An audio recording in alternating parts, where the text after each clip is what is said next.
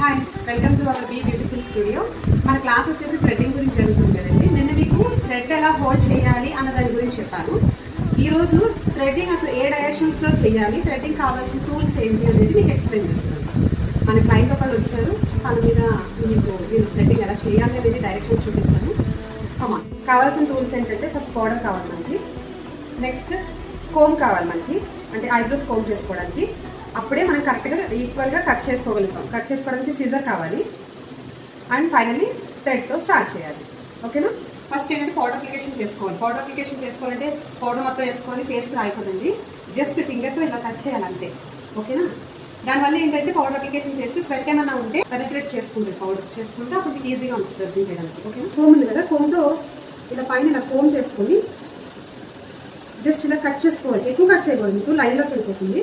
Just పైన కొంచెం cut చేసుకోవాలి. ఆ ఎక్స్ట్రా ఉన్న హెయిర్ మాత్రమే కట్ చేయాలి. ఇలా జస్ట్ కట్ చేసుకోవాలి.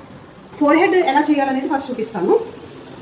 నేను నా హోల్డింగ్ చూపించాను కదా మీకు. ఆ హోల్డింగ్ ఫింగర్స్తో ప్రాక్టీస్ చేయమన్నా చేశారా అందరూ? ఇప్పుడు చూడండి, ఫోర్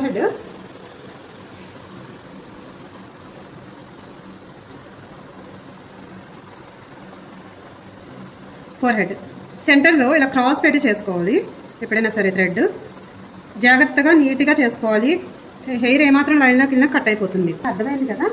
నెక్స్ట్ వీడియోలో మీకు ఐబ్రోస్ ఎలా చేయాలి, షేపింగ్ ఎలాగా, లైన్ ఎలా తీయాలి అనేది మీకు నేను ఎక్స్ప్లెయిన్ చేస్తాను. ఓకేనా?